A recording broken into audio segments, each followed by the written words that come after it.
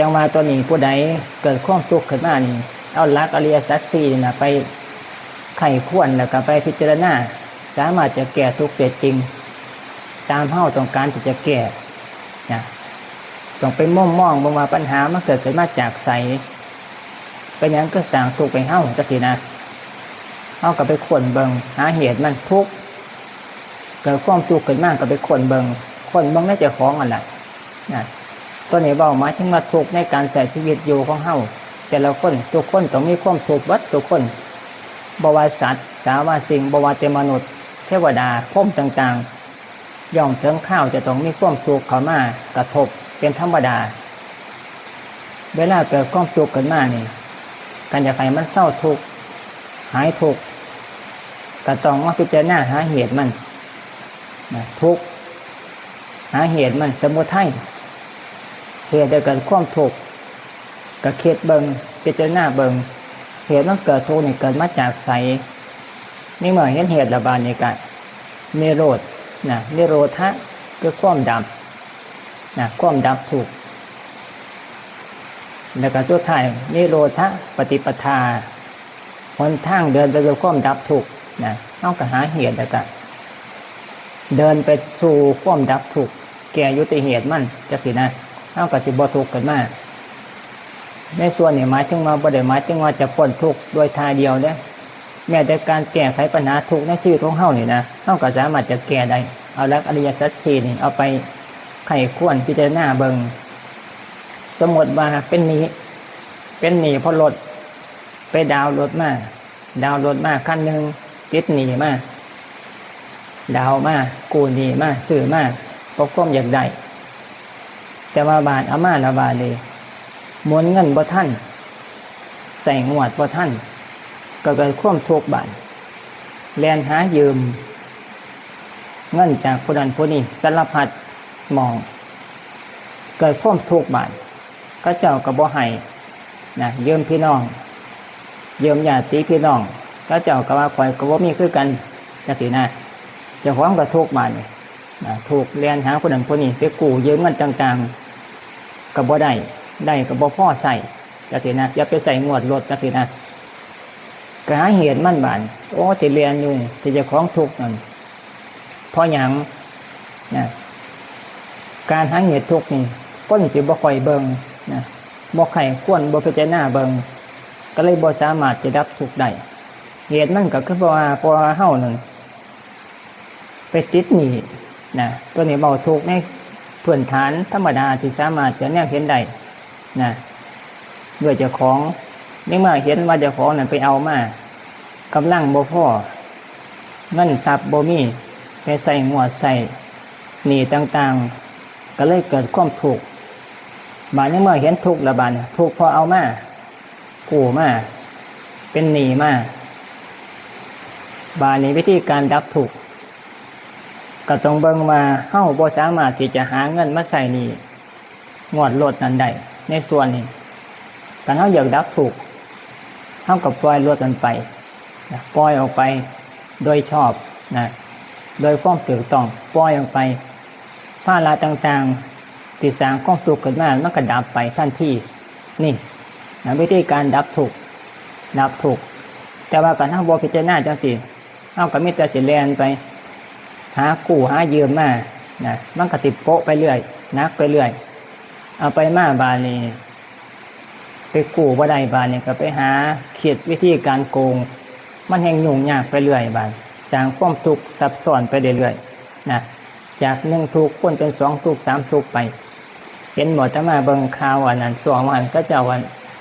ออกรายการโหนกระแสสร้างหนึ่งรับสร้างบ้านไปสร้างภาระต่างๆไว้บักหลายไปรับงานสร้างบ้านเนี่ยก็ไปตัวลูกค้าตัวลูกค้าเป็น70เจ้าเขาเจ้าว่า70กว่าไปโกงเงินเขาเจ้ารับเงินมาเบิกเงินมาจนเบิดแล้วแต่ว่าบ่ไปสร้างเงินให้เขาเจ้าพอคูณไปเรื่อยมูลค่าความเสียหายเขาเจ้าว่าเป็น40-50 ล้านที่ออกข่าวออกมานั่นแหละคือการฟอกพูนความทุกข์ ไปเรื่อยๆนะบ่สามารถจะแก้ไขปลดได้นะมันสร้างไปเรื่อยนะเพราะว่าบ่เริ่มปลดแต่ที่แรกบ่พิจารณาเบิ่งความถูกนะมันก็หนักหนาไปเรื่อยนะคือถูกนะถูกบอกเกี่ยวกับเรื่องมาถูกเกี่ยวกับเรื่องมองเห็นแต่ว่าบานี่คันผู้ใดอยากแก้ทุกข์ละเอียดเข้าไปอีกว่าหันบางก็คือการที่จะเกิดขึ้นมามันก็ทุกข์แก่เกิดขึ้นมาสารพัดอย่างต้องมาประสบพบกับสารพัดปัญหาในการใช้ชีวิตอยู่การมีครอบมีครัวมีสามีมีภรรยาต้องเตือนเด็กลูกเศร้าต้องกรีดยางเตือนแต่พูด4 ทุ่ม5 ทุ่มหมู่เขาเจ้านอนเฮาลูกกรีดยางไต่ไฟเมาอยู่พุ่นนะเคยคิดถึงว่าเจ้าของทุกข์อยู่พอนี่แม่มเคยเกิดบอกโอ้กูจะเป็นกรรมเป็นเม่นอีหยังหนอซะมาคือนั่นที่แหละ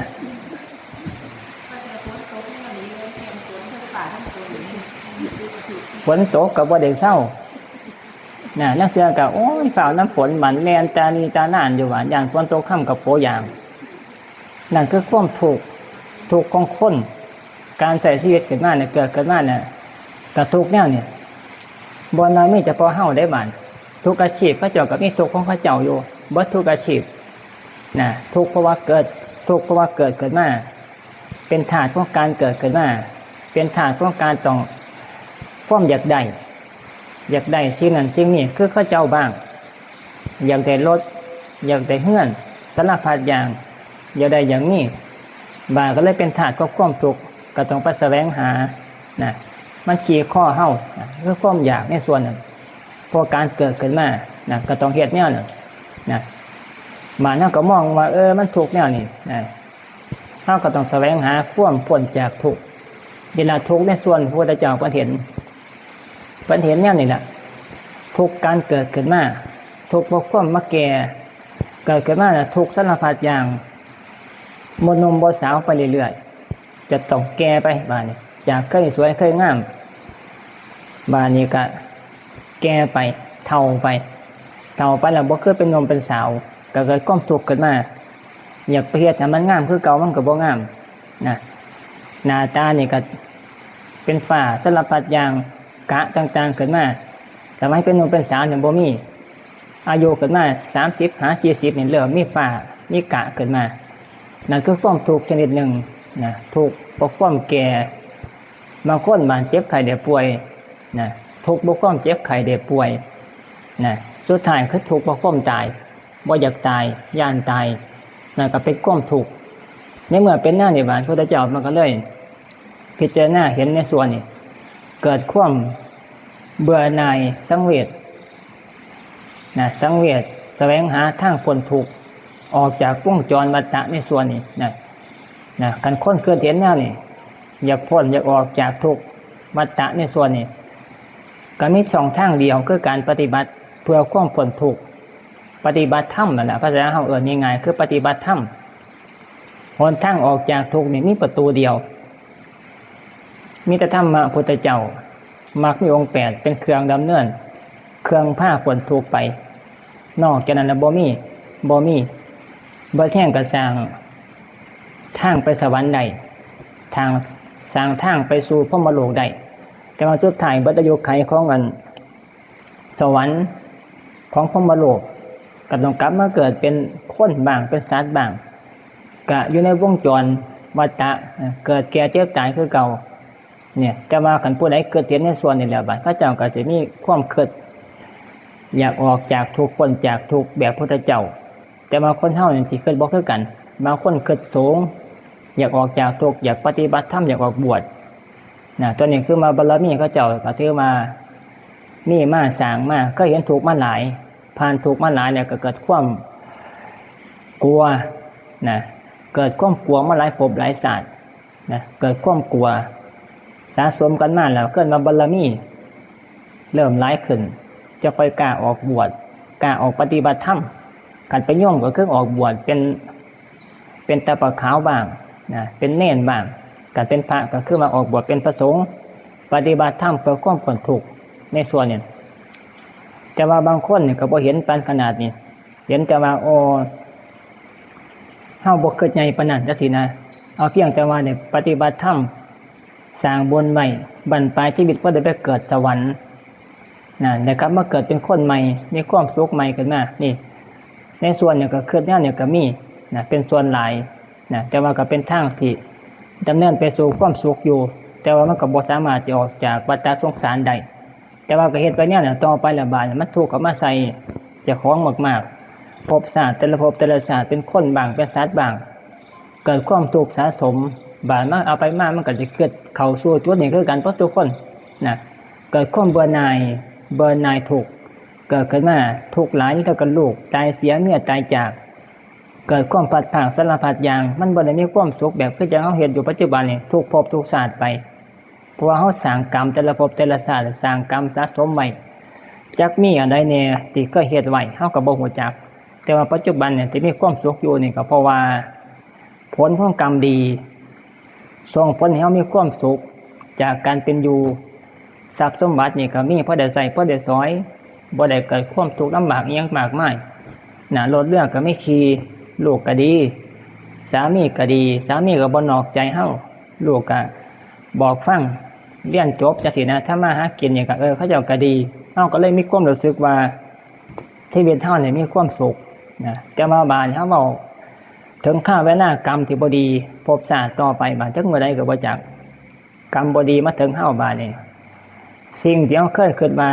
มีความสุขแล้วบาดมันสิเปลี่ยนไปเป็นอันตรธานหายไปนะตามผลบาปที่ติดตามมาท่านจังซี่นะบางครั้งก็ผัวตายบางเทื่อก็ลูกตายสุดท้ายก็บ่ยังหยังบางครั้งก็เขาเจ้าตัวเงินค้ำกำแก้วที่มีอยู่ก่อนหนึ่งก่อนสุดท้ายจังซี่นะหาไว้เอาไว้จะใส่จะซอยนะเรื่องแม่แต่กินที่หน้าที่มีอยู่ก็เขาเจ้าโกงนะชิบหายไปใส่เข้ามาชิบหายไปความชิบหายนะชิบหายไปเพราะว่าเขาเจ้าโกงบ้างนะเขาเจ้าต้มตุ๋นหลอกลวงไปให้หน้าสาโทก็จะเอาไปจำสารพัดอย่างสุดท้ายนะครับแทบสิบ่ยังอีหยังเลยที่เคยมีกับเบิดไปอันตรธานไปนั่นเพราะกรรมบ่ดีนะมันให้ผลบ้านเฮาก็สิมีความรู้สึกว่าโอ้ชีวิตเฮาซะมันก็ถูกแท้เพิ่นก็เจ้าคือบ่เป็นแบบเฮาก็ถูกแท้จังซี่นะนี่ชีวิตเฮามันสิเป็นสับสนหรือว่าสลับหน้าไปแนวนี้นะสุขบ้างทุกข์บ้างนะเพียงแต่ว่าตอนเฮาสิรับผลกรรมตัวใดกรรมดีก็มีความสุขกรรมทุกข์มาถึงเฮาก็มีความทุกข์มีน้ำตานองหน้าสารพัดอย่างบางคนดีอยู่ชีวิตหน้าที่การงานสามีลูกต่างๆก็ดีแต่ว่าโรคภัยไข้เจ็บแล่นต่ำตัวนี้มานี่โรคภัยไข้เจ็บแล่นต่ำนะจำต้องพัดภาคจากสิ่งที่ไม่อยู่นะก็จังโยมปู่นะยกตัวอย่างยังไงโยมปู่นะเห็นบ่แล้วก็กำลังดีชีวิตนี้ถือว่าสมบูรณ์นะสมบูรณ์ช่วงที่มีความสุขแต่ว่าสุดท้ายแล้วบาดนี้เกิดความสุขอยู่ได้ดีจังไหนบาดเนี่ยคือโรคภัยไข้เจ็บแล่นต่ำโรคก็บ่แม่นโรคหวัดซำนะคันโรคหวัดไข้หวัดน้อยไข้หวัดใหญ่ก็ยังพ้นรักษาได้แม้ตั้งแต่ไข้โควิดก็สามารถรักษาฉีดยาวัคซีนป้องกันต้านทานได้นะแต่ว่าตัวนี้บาดโรคมะเร็งบาดแล่นต่ำแล้วบาดไปหาหมอเขาเจ้าก็รักษาบ่ได้เขาเจ้าก็ชะลอหรือว่ายื้อซื่อๆชะลอแล้วก็ยื้อให้คนไข้พอได้มีกำลังใจอยู่ต่อภาษาหมอเขาเจ้าบ่ได้เว้าว่ารักษาเจ้าบ่ได้เด้อเขาเจ้าบ่ว่าได้มันผิดจรรยาบรรณเขาเจ้าเป็นการบั่นทอนกำลังใจคนไข้นะเขาเจ้าก็สิเว้าสารพัดอย่างน่ะคำเว้าที่ให้กำลังใจรอบอาการก่อนเด้อจังซี่นะรักษาไปตามระยะเขาเจ้าก็เว้าไปนะเขาเจ้าสิบ่บอกว่ารักษาบ่ได้ดอกเจ้าเมื่อซะนะถ้าตายเขาเจ้าบ่ว่าสิได้นะแต่ว่าคนไข้นี่ก็คือเกิดความกลัวบาดนะเป็นโรคภัยไข้เจ็บโรคที่รักษาบ่เศร้าสุดท้ายแล้วบาดนี้ก็คอยจอยไปรีบไปแล้วก็ตายไปในขณะที่ชีวิตกำลังมีความสุขอยู่สมบูรณ์อยู่นั่นเพราะว่ากรรมที่เคยสร้างไว้แต่พอก่อนศาสตร์ก่อนมันตามท่านนะมีความสุขแล้วก็เปลี่ยนสลับเป็นความทุกข์แป๊บเดียว นี่แหละคือชีวิตของการเกิดขึ้นมาตามหลักธรรมะคำสอนพระพุทธเจ้ามีกรรมเป็นเครื่องกำเนิดขึ้นมามีกรรมเป็นผู้ติดตามมีกรรมเป็นที่พึ่งอาศัยแล้วก็มีกรรมเป็นผู้ให้ผลในส่วนนี้กรรมดีกรรมชั่วให้ผลสลับหน้าสลับหลังในส่วนนี่ละเหตุผลเสียในคนควรจะสร้างบุญไว้ท่านกับพยายามสร้างศีลกับพยายามรักษาภาวนากับพยายามปฏิบัติภาวนาเป็นตัวสำคัญภาวนาเป็นตัวปัญญาเฮ็ดให้สามารถที่จะขี้คายจิตใจของเราออกจากความทุกข์นี้ได้คันคนมีปัญญาเนี่ยถือว่ามีอาวุธสั้นดีเกิดความทุกข์ก็ได้ขึ้นมาก็สร้างเกิดชาติได้ก็จะมีความทุกข์ขึ้นมาใส่ปัญญาเนี่ยเป็นตัวขี้คายแบ่งเบาภาระที่เกิดความทุกข์ในใจนั้นให้มันดับไปให้มันมาเท่าเบาบางไปแก้ไขได้คือปล่อยวางความคิดเป็นปัญญาแม้แต่การใช้ชีวิตอยู่มีครอบมีครัวกันคนบ่มีปัญญานี่ในการแก้ไขปัญหานี่เฮาก็บ่สามารถจะพาฟันอุปสรรคต่างๆนี่ไปได้โดยดีแต่ว่าคนมีปัญญาเนี่ยสามารถจะมองเห็นเห็นช่องทางจะฝ่าฟันไปได้โดยที่บาดเจ็บน้อยที่สุดของปัญหานั้นเฮาก็สิบ่มีความทุกข์จนเกินไปก็สามารถจะแก้ไขแล้วก็เอาไปมากก็สามารถกลับมาดีได้คือเก่าจังซี่มันสุดท้ายแล้วมันปัญญาที่เฮาสะสมไว้ดีแล้วจากการปฏิบัติธรรมฟังเทศบ้างปฏิบัติภาวนาเองบ้างในส่วนเป็นข้อมูลสะสมไว้เป็นพลังงานความรู้เฮาก็สามารถจะแก้ไขเจ้าของให้ได้เบิดทุกข์ได้ปรมาเบิดกิเลสตัณหาเป็นอริยบุคคลได้เป็นปัญญาขั้นสูงสุดหรือว่าเป็นจุดมุ่งหมายขั้นสูงสุดของพุทธศาสนาในการพ้นทุกข์จะได้กระสร้างก็ต้องสร้างไว้เบิดทุกอย่างทั้ง3กองมันสิมองบ่ได้ไกลสุดบ่อยากพ้นทุกข์ในชาตินี้ก็สร้างแต่ว่าจำเป็นต้องสะสมไว้เพื่ออนาคตจะได้ใส่เบิดทุกกองบน3อย่างนี่ท่านศีลภาวนาต้องสร้างไว้เพื่อไว้สร้างตามกำลังโอกาสในขณะที่มีโอกาสอยู่โอกาสนี่ก็หมายถึงว่าร่างกายมันบ่ทรยศเท่าร่างกายมันสามารถจะอายุก็ยังพอเป็นได้พอสร้างได้พอไปได้มาได้พอนางได้คันเฒ่ามาจะค่อยเกิดว่าอยากไปวัดอยากไปจำศีลนำเพิ่นเด้นี่ก็มาบ่ได้เพราะว่าร่างกายมันทรยศเท่าขามันก็บ่พามาเจ็บขาว่าซั่นเห็นหมอครูบอกตอนนี้กำลังเป็น60จะได้63บ่60ได้ก็62นั่นคือร่างกายมันทรยศเท่ามันเริ่มเป็นไปสารพัดอย่างเพราะว่าความเฒ่าความแก่ดีแล้วบวชท่าน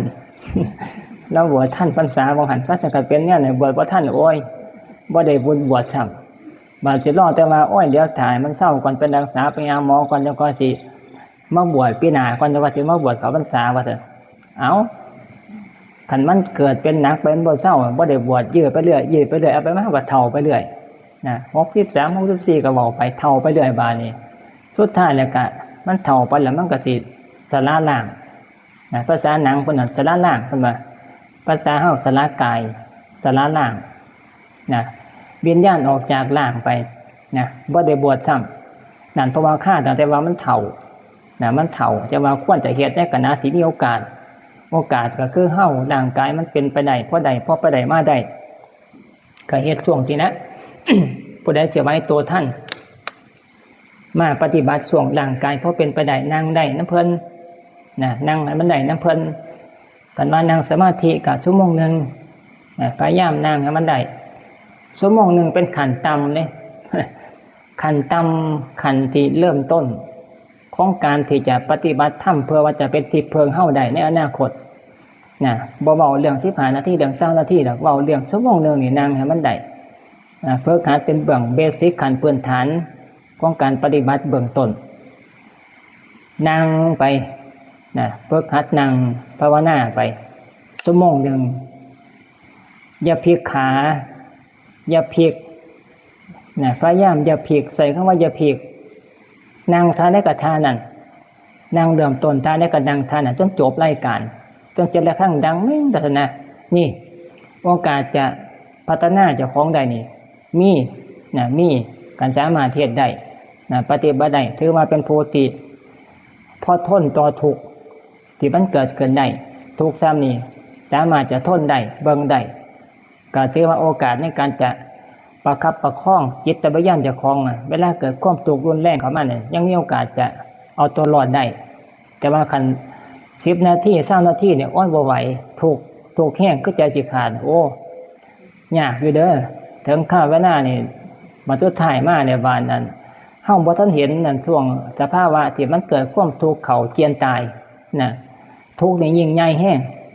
นะยิ่งใหญ่แห้งเจ็บสารพัดร่างกายทุกอย่างนี่บ่สามารถจะบังคับบัญชาร่างกายได้เหลือแต่จิตตัวเดียวความรู้อันเดียวการคนเคยปฏิบัติธรรมมาเคยสู่ทุกข์มาก่อนมันสิมีความจุดที่เอาจิตจ่อไว้เอาจิตเป็นที่เพิงเพิงมองอยู่ก็คืออาศัยเอาไปเพิงสตินั่นนะมีสติแล้วก็ปล่อยว่างเอาสติอยู่มองได้มองหนึ่งที่มันบ่ถูกแห้งเอาไปลบไปหลีนะเฮาก็สิบ่ทุกข์กับร่างกายในขณะที่มันเกิดความทุกข์ถาโถมบาดนี้กันคนบ่เคยฝึกเคยหัดนั่นมันบ่มีหม่องอยู่บ่มีหม่องอยู่เอาจิตไปฝากไว้บาดนี้ทุกข์ที่มันเกิดขึ้นในร่างกายนั่นกับจิตนี่ก็เป็นอันเดียวกันก็มั่วกันเลยบาดก็สารพัดอย่างนี่ร้องไห้สารพัดอย่างบ่มีหม่องอยู่เลยบ่มีหม่องโปร่งหม่องว่างในส่วนนั้นเพราะว่าบ่ได้ฝึกหัดมาก่อนบ่เคยทนทุกข์มาก่อนบ่เคยสู้ทุกข์บ่เคยหัดปล่อยว่างซะหัดเบิ่งทุกข์แล้วก็พยายามเห็นเป็นธรรมดาปล่อยว่างได้เฮาก็สิทำความรู้สึกคุ้นเคยเฮาก็สามารถที่จะปล่อยว่างเห็นสักแต่ว่าเกิดขึ้นมันคนละอย่างกับจิตของเฮาทุกข์ที่มันเกิดขึ้นเป็นเพียงแค่ขันธ์ซื่อๆเวทนาขันธ์เวทนาสุขก็ดีใจเวทนาทุกข์ก็ทุกข์ใจเสียใจจะว่าเฮาควรจะเรียนรู้แล้วก็หัดเบิ่งคอยปล่อยไปทีเล็กทีละน้อยสุดท้ายเฮาสามารถจะปล่อยได้คันปล่อยทุกข์ได้เฮาก็สิบ่ทุกข์แห้งบ่ทุกข์แห้งนี่เว้าหมายถึงว่าเวลาประสบกับความทุกข์ที่มันเจียนตายการเฮาบ่ปล่อยบ่หัดปล่อยได้ในขณะที่เฮายังมีแรงอยู่ในตอนนี้บ่สุดท้ายบ่ต้องไปคิดว่าจะไปปล่อยได้บ่มีทางเลยต้องฝึกหัดปฏิบัติ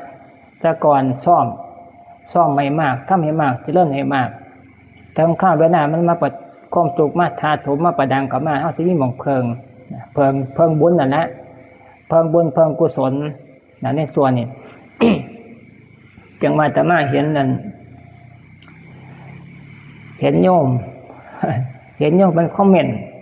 อาตมาเทศออกอยู่ในอันนั้นเอาไปตัดคลิปออกบางครั้งก็เว้าเรื่องผีบ้าง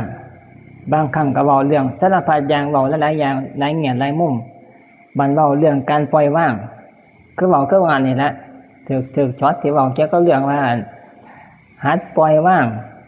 หัดเข้าวัดเข้าว่าฝึกหัดปฏิบัติไว้ถึงข้าวเวลาบรรลุธรรมจะได้ใช้อย่าไปยึดกับสิ่งของที่มีอยู่หัดปล่อยหัดบ้างออกทีเล็กทีละน้อยบรรลุธรรมก็จะปล่อยได้ถึงข้าวเวลาจะละจากโลกนี้ไปจังคอยบ่ถึกบ่วงคือความห่วงนั่นผูกรัดจนบ่สามารถที่จะสลัดออกได้ต้องฝึกหัดซะก่อนโยมมีโยมผู้หนึ่งผู้หญิงไม่ออกก็เจ้าคอมเมนต์เข้ามาว่าขาน้อยปล่อยว่างบ่แล้วละว่าซั่นขาน้อยปล่อยแล้วละบ่ได้เป็นห่วงอีหยังดอกอันของสิ่งต่างๆที่มีอยู่มันบ่มีหยังเป็นของเฮาดอกเว้าคอมเมนต์มาคอมเมนต์มาเขาก็บอกคือของพระเจ้าอยู่บอกคืออยู่แต่ว่าอาตมาก็ฮู้จักว่าผู้ใดอาตมาก็แนมเบิ่งอยู่เท่านี้เว้ามาจังมุมมองเว้าไปธรรมะมุมมองก็คือจังเบิ่นพระเจ้ามาปฏิบัติธรรมจำศีลนอวัดก็จังบ่ได้เข้าปานใดใส่บาตรก็นั่นโดนจะนึงจังซี่นะมันคือสิปล่อยมาได้ง่ายแท้ไม่ยามปฏิบัติอยู่ว่าซั่นยังปล่อยบ่ทันได้อยู่ที่น่ะแต่ว่าเขาเจ้านอนอยู่เฮือนเซ้ยอยู่กับผัวเขาเจ้าก็บ่ได้เข้าวัดปฏิบัติธรรมจำศีลแต่ว่าเขาเจ้าขาน้อยบ่ได้เป็นห่วงหยังดอกก็จวนขาน้อยปล่อยว่างแล้วบ่ล่ะทรัพย์สมบัติจริงของเฮือนซ่านต่างๆนี่ก็บ่แม่นของเฮาจังซี่นะเขาเจ้าคือบ่คือแต่นอซั่นนะแต่ว่าเว้ามาจังว่าเว้าเป็นธรรมะนั่นนะเขาเจ้าเว้าตามความเข้าใจเขาเจ้าตามเขาเจ้านั่นน่ะนี่ออก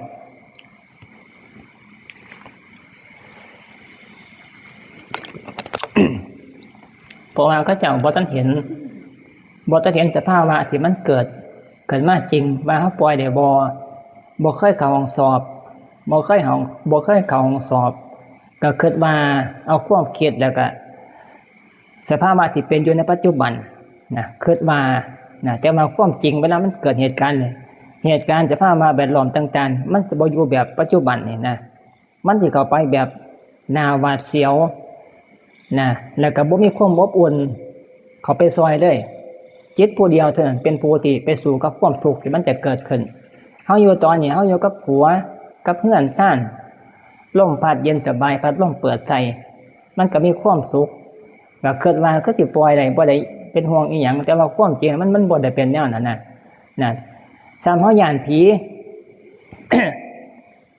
เรื่องย่านผีเนี่ยอาตมาเค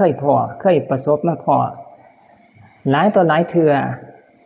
คันอยู่แนวนี้ปั๊บมาเกิดเบิ่งว่าคันนี้ผู้ถามเนาะอาจารย์ย่านผีบ่บวชจังซี่นะสมมุติว่าคันมีโยมถามอาจารย์ย่านผีบ่บวชมาคำว่าบวชในผีบ่กล้าเข้าใกล้เด้คันมาเกิดมาตอบว่าตอนมาเกิดเบิ่งปัจจุบันนี่เฮานั่งอยู่นี่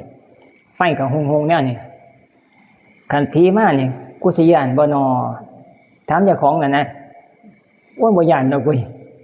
บ่ย้านเฮาสภาพว่าตอนอยู่ซื่อๆนะเฮาบ่ย้านดอกว่าซี่นะคิดว่าเพราะว่าตอนเฮาอยู่ในสถานที่ที่มันมีค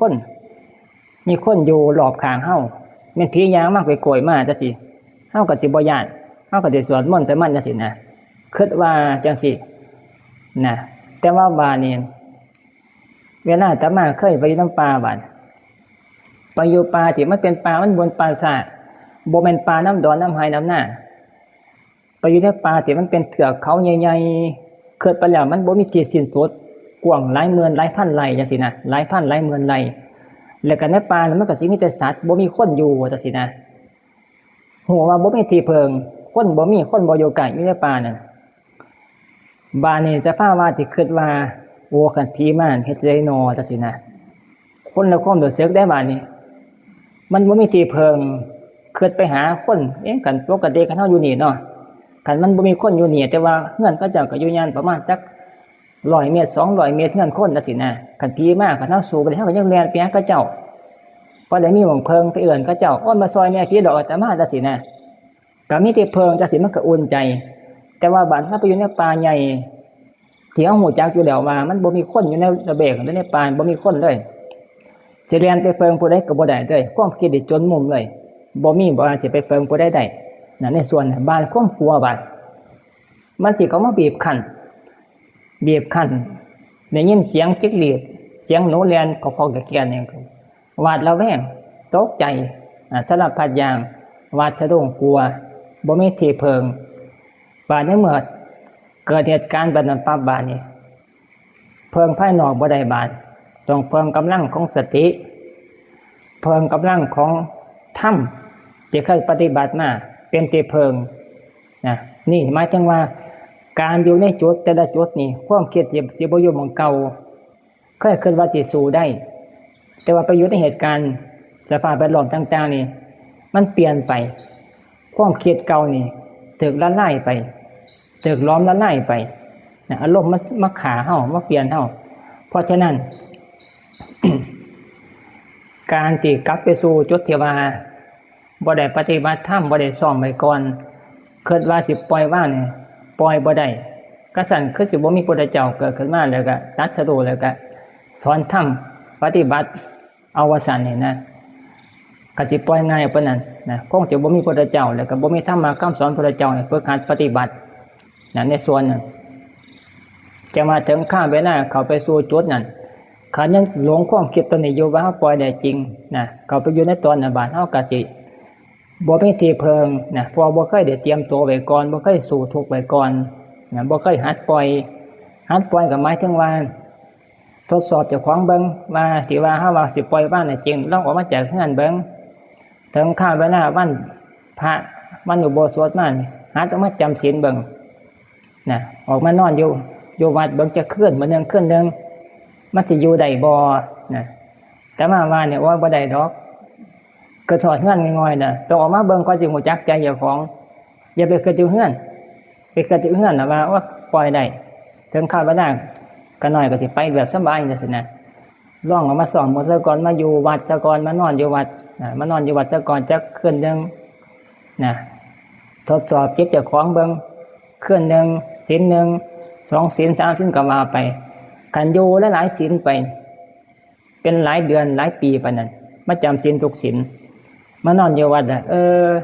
สบายมีความพอใจบ่ได้เกิดฮอดเฮือนมานอนอยู่วัด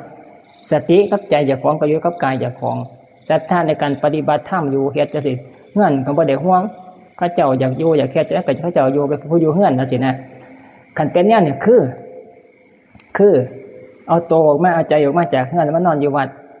มีความพอใจมีความสงบอยู่บ่เด่นล้นซะนะคันแนวนี้ทดสอบสามารถยืนยันเจ้าของได้ว่าคันแนวนี้คือล่ะนี่มันก็สิแม่นเด้แต่ว่าเมียที่เฮาคือจังเอาย่อมต่อยซะเอายังไงมานอนจำศีลอยู่ช่วงวันพระนี่เข้าพรรษานี่เฮาศีลมาเฮานี่มันก็เกิดฮอดเฮือนหมาเฮาสิกินหยังนอจังซี่นะผู้หมวดอยู่จะได้นอสิไปเกี่ยมาให้บ่นี่คือความห่วงของเฮาความห่วงเฮาเป็นความยึดนะแง่คิดของเฮาบางสิ่งบางอย่างที่มันเกิดขึ้นคันเฮาบ่มาอยู่วัดเฮาก็บ่ได้คิดดอกในส่วนนี้นะเพราะว่าเฮาอยู่เฮือนเฮาก็สามารถจะจัดสรรแล้วก็เฮ็ดได้โดยกำลังเจ้าของนะมันก็เลยบ่มีความห่วงแต่ว่าคันออกจากเฮือนมาฟ้าบ้านมาอยู่คนละถิ่นนะอยู่คนละหม่องมานอนอยู่นั่นล่ะเบิ่งเจ้าของตอนนี้ว่าเฮามีห่วงอันใดนั่นเป็นของจริงจากใจเจ้าของที่มันฉายขึ้นมาเห็นความคิดของเฮานี่เกิดขึ้นมานั่นล่ะเป็นของจริงเกิดขึ้นมาเพราะฉะนั้นเฮาควรจะพยายามในการคอยปล่อยไปเรื่อยนะคอยปล่อยคอยวางไปเรื่อยเกิดความคิดอะไรเกิดมาเนี่ยก็ลองใส่ปัญญาเนี่ยสอนเจ้าของนะมันก็จะคอยปล่อยไปเรื่อยนะคอยปล่อยว่างที่แรกก็ปล่อยบ่ทันได้ดอก แต่ว่าอาศัยปัญญาเจ้าของนี่จะเคยฟังธรรมะพระพุทธเจ้าเนี่ยเฮาบ่อยู่มันก็หาอยู่หากินเนี่ยมันดอกจังซี่นะมันก็คอยปล่อยมันก็ปรุงไปเรื่อยคอยปรุงความคิดเจ้าของไปเรื่อยๆต่อไปแล้วมันก็สิค่อยเบาไปเรื่อยๆบานเบิดห่วงนะตอนเฮาทำหน้าที่อยู่ที่การปฏิบัติธรรมอยู่วัดเฮาเอาบุญนะเฮาตายไปแล้วเฮาก็บ่สามารถเจ้าของที่มีอยู่เอาไปได้จะไปได้คือบุญกับบาปตอนนี้เฮาปฏิบัติบุญอยู่จังซี่นะเฮาก็พอใจในบุญคือสติคือใจนั่นมันอยู่กับจุดปัจจุบันจุดที่ว่าปฏิบัติเอาบุญนี่กันแนวนี่ปั๊บนี่คือสามารถจะโอกาสในการจะปล่อยวางเนี่ยจริงเวลาเข้าสู่สนามสอบนี่มีหลายมีมากกะเทียดได้แนวนี้แต่ว่าคันมาอยู่วัดน่ะบ่มีช่วงไหนเลยที่มีความสุขความสงบพอใจกับอยู่ที่วัดนะยังเกิดมองอยู่บ้านตลอดเวลานี่กันแนวนั้นมันก็ปล่อยบ่ทันได้นะต้องแก้ไขเจ้าของแก้จังซี่ละบ่ต้องไปฐานนั่งสมาธิมันเกิดแสงสว่างจ้าฮู้ขึ้นมาว่ามันสปอตไลท์โอ้ยนะเจ้าก็สิเอามาตัดกิเลสตัณหาเอามาพิจารณาขี้คายแนวนั้นบ่ทันกินบ่ทันใส่เฮาต้องปฏิบัติในขณะที่เกิดความเกลียดทุกข์ความเกลียดขึ้นมาอย่าปล่อยมันไหลไปตามความเกลียดที่มันเป็นลักษณะที่ว่านะนักไปเรื่อยยึดมันไปเรื่อยต้องเอาธรรมะที่เราได้ฟังข้อมูลต่างๆนี่แหละเอามาคอยบอกเจ้าของคอยสอนไปนะให้มีความเกลียด2มุมไปตัดปัญหาความเกลียดที่มันเกิดความเกลียดที่เกิดมาสร้างทุกข์ขึ้นมาธรรมะอันนึงที่มันสามารถจะซอยได้มีกำลังมากคือการพิจารณาถึงความตายตัวนี้เป็นธรรมะขั้นสุดยอดซอยเตือนตนเตือนคนได้มากที่สุดตัวนี้นะการคิดถึงความตายปั๊บนี่เฮาสิบ่เกิดอยากได้อีหยังนี่แหละเกิดเอาความตายเข้ามาใส่เจ้าของอยู่เนืองๆคิดมากเท่าใดแห่งดีเกิดความเกิดสารพัดอย่างเกิดความยึดมั่นในสิ่งของต่างๆสารพัดอย่างเอาความตายขึ้นมาพิจารณาโดดเอามาตัดมันนะตัดความคิดอารมณ์ที่เฮาเกิดว่าเป็นห่วงสิ่งนั้นสิ่งนี้เอาความตายเจ้าของเอามาพิจารณาเบิ่งสุดท้ายเฮาตายไปแล้วถึงขั้นเวลาป่วยไข้สุดท้ายแล้วก็ตายไปสิ่งต่างๆที่เฮาเป็นห่วงอยู่มันก็ยังคงดำรงอยู่ตามธรรมชาติของมันคือเก่านะคันขาดเฮาซะแนวนั้นสิ่งต่างๆเหล่านั้นมันก็ดำเนินไปตามธรรมชาติของมันตามกรรมของเขาเจ้าอยู่นะเฮาก็ต้องไปเฉพาะตัวเจ้าของผู้เดียวคือเก่าว่าสินะเฮาก็สามารถจะปล่อยได้พิจารณาเรื่องแม้แต่พระคือกัน พระนี่ สมมุติว่าคันเขาเจ้าอยากศึกจังซี่นะเกิดความคิดว่าอยากศึกกษัตริย์อยากศึกกับความตายมาพิจารณาเกิดขึ้นมาจะต้องตายกันตายไปแล้วก็นำบ่ได้สร้างบุญบ่มีบุญนี่เฮาก็สิจะบ่สามารถจะไปเกิดสวรรค์ชั้นดาวดึงส์ดุสิตได้มาคิดสอนเจ้าของสินะสอนเจ้าของบ้านเนี่ยก็เฮาบ่สร้างบุญบ่สละจักชาตินึงจังซี่บ่สร้างบุญมาได้หลายบันไปเกิดชาติหน้าบ้านก็เฮาบ่มีบุญหลายเฮาก็จะไปเกิดความทุกข์กันมามีความทุกข์กันมากหาเงินก็บ่พอสิได้บ่พอสิรวยเพราะบ่ได้สร้างไว้หลายรูปร่างหน้าตาเนี่ยก็สิบ่หล่อบ่สวยคันเฮาบ่สร้างศีลไว้โดยการบวชเอาจังซี่นะเฮาก็สอนเจ้าของเฮาก็เสียสละไปจักชาตินึงสร้างบุญไว้มากๆชาตินึงเอาไปกินหลายๆชาติจังซี่นะสุดท้ายก็ต้องตายไปคันเฮาบ่สร้างบ่เสียสละชาตินึงบาดนี้ชาติหน้าก็สิมีความทุกข์น้อยเนื้อต่ำใจน้อยเนื้อต่ำใจเคยไปบ่ผู้ใดเคยน้อยเนื้อต่ำใจไปในเมืองเด้อไปกรุงเทพเด้อแม่แอมพอวันนี้แต่ว่าเคยไปอยู่น้ำเมืองน้ำกรุงต่างๆเฮาเป็นคนชนบทคนบ้านนอกรูปร่างหน้าตาก็บ่ดีสู่คนเมืองมันก็มีความรู้สึกว่าเฮามันก็เกิดขึ้นมาเนี่ยคือบ่คือเขาเจ้าเนาะลูกเสียติเขาเจ้าคือรูปร่างหน้าตาผิวพรรณเขาเจ้าคืองามคือหล่อแท้เนาะจังซี่นะไปอยู่ในเมืองเฮาสิเห็นว่าเฮาเป็นปมด้อยเฮาสิมีความรู้สึกว่าน้อยเนื้อต่ำใจน้อยเนื้อต่ำใจสังขารที่มันเกิดขึ้นมาในส่วนนี้แหละเฮาเอาความคิดตรงนั้นเอามาปรับปรุงเจ้าของเอามาเตือนเจ้าของเขามีฐานะมีรูปร่างหน้าตาดีรูปร่างหน้าตาดีเพราะว่าภูมิพระเจ้าเคยสร้างมาดีปกกรศาสตร์ก่อนสร้างทุนไว้ดีรักษาศีลให้ท่านมาดีจะว่าเกิดขึ้นมาเป็นลูกเศรษฐีรูปร่างหน้าตาก็สวยก็ดีก็งามไปอยู่ไสนี่ก็บ่ได้อับอายเขาเจ้าแต่ว่าบ้านเฮาสร้างบุญบ่หลายในเมื่อฮู้จักเนี่ยเฮาก็มันเริ่มต้นสร้างเอาจักศาสตร์อย่างนี้ละให้มันได้กินอีกพบหน้าได้หลายพบได้หลายศาสตร์จังซี่นะเกิดเนี่ยมันก็ไปเตือนเจ้าของให้นำบ่เกิดความบ่เกิดจากกษัตริย์อยากศึกตัวนี้เว้ามาถึงว่าการเตือนตนของผู้ที่เป็นนักบวชเอาความคิดในส่วนเอามาตัดอารมณ์ที่มีความคิดที่อยากศึกออกไปต้องเตือนเจ้าของทุกคนเอาธรรมะไปใส่ได้เบิดทุกคนแต่ว่าความตายนี่เป็นธรรมสุดยอดแท้เอามาเตือนเจ้าของเตือนข้าเวลากี่ข้าน ญาติโยมคือกันจะมากันเสียว่าขี้ข้านคือกันหอดวันพระมาโอ้กูสิไปบ่น้อมันก็ฝนตกแท้น้อมันก็ขี้ข้านยากแท้น้อสารพัดอย่างมันคิดกับเจ้าของนี่เทื่อที่ตัดสินใจมาวัดได้คือไม่น้อยจังซี่นะเรามาเฮ็ดนั่นปฏิบัติสวดวันพระนี่ยามมื้อแลงนี่ทำมาสวดมนต์ฟังเทศน์แล้วค่อยเมื่อเนี่ยจะมาก็คิดฮู้จักเบิดนั่นแหละทุกคนนั่นนะบ่แม่นบ่ง่ายเลยบ่คิดว่ามันสิเปราะบางบ่คิดว่ามันสิง่ายคือศีลนี่คือมวลอยู่ศรัทธามีอยากเข้ามาอยากเข้าไปแต่เว้นก็ได้ไปนั่งสมาธิไปอยู่วัดก็น่าปฏิบัติจังซี่นะศรัทธามีคืออยากมาบ้านเนี่ยบางศีลมาเนี่ยศรัทธามันบ่มีศรัทธามันหน่อยซะศรัทธามันหน่อยนั่งเคิดอยู่โดนเติบโอ้ยเคิดหน้าเคิดหลังอยู่จะได้นอสิ้นนี่นอมันก็ขี้ข้านแต่นอคือหยางแต่นอฝนก็สิตกขึ้นมาจะได้นอนสินอนเด้อเถอะเด้ไปแล้วเพิ่นเตือนสิพาเลิก 3 ทุ่มเกิน4 ทุ่มพุ่น4 ทุ่มจะค่อยเลิกบ้านเบิ่นเช้าต้องเฝ้าตื่นไปประชุมได้ไปธุระได้จังซี่นะคิดกับเจ้าของสารพัดอย่างเทื่อที่ตัดสินใจได้แต่ละอย่างนี่บ่มันเรื่องง่ายเลยการจะสร้างดีหมายถึงว่าการสร้างดีนี่เป็นเรื่องที่บ่ง่ายเลยซ้ำเข็นโคกขึ้นภูเขาการสร้างดีเนี่ยมันซ้ำเข็นโคกขึ้นภูเขาสำหรับผู้ที่บ่ทันได้เฮ็ดเป็นปกติฝืนทนเฮ็ดเพื่อที่จะฝ่าฟันความขี้ข้านความสารพัดอย่างของเจ้าของในใจนั่นฝ่ามาได้เฮ็ดเรื่อยๆสิเห็นเจ้าของดอกนี่ล่ะเป็นหม่องปฏิบัติเจ้าของเกิดอารมณ์ขึ้นมาปั๊บมันเฮาใส่ความตายเป็นตัวเอาเข้าไปตัดความขี้ข้านความยากต่างๆสารพัดอย่างนี่ความขี้ข้านความยากต่างๆก็สิเบิดไปเบาบางไปพอธรรมะที่ว่า คันเฮาบ่ไปเฮ็ดนั่นเฮาตายเฮ็ดจังได๋เนาะเฮาบ่ได้บุญได้จังซี่เคยมีให้บักทุเรียนบักหลายนึงได้เงินบักหลายนึงนี่เฮามาเกิดชาติหน้าคันเฮาบ่มีบุญเฮาก็สิบ่ได้อีกได้จังซี่นะเฮาเอามาเกิดเจ้าของจังซี่นะทรัพย์มีเอาไว้มาก็บ่สร้างมันไว้ชาติหน้ามาเกิดมาเป็นขอทานจังซี่นะคิดสอนเจ้าของเตือนเจ้าของนั่นจะต้องสร้างไว้ก็สั่นซะอ้าวขี้คร้านก็อดเอา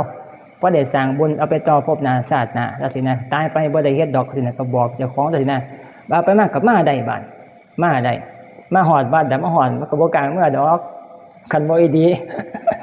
คันบ่ดีนะมาหอดมีอยู่บอกเพราะมาหอดนั่งสมาธิโอ้ยเห็นแต่เป่าๆซั่นเนี้ยดับมอเตอร์ไซค์บ่กล้าสตาร์ทได้พูดไปสตาร์ทอยู่พุ่นนั่นเพราะว่ามันเกิดแพ้กิเลสตัณหา แพ้แบบบ่มีหมกไปเลยนะแต่ว่าเฮาส่วนมากคือมาฮอดบัดแล้วเนี่ยก็คือโอกาสจะเมื่อจะกลับนี่คือสิยากอยู่นอกจากจะแล้วจากกิจกรรมต่างๆนะมาฮอดบัดมันก็มีกำลังเห็นหมู่อยู่ได้คุยได้ม่วนได้คุยกันมันก็เพิ่นไปอาศัยความเพิ่นเป็นเครื่องสู้ให้อยู่วัดปฏิบัติธรรม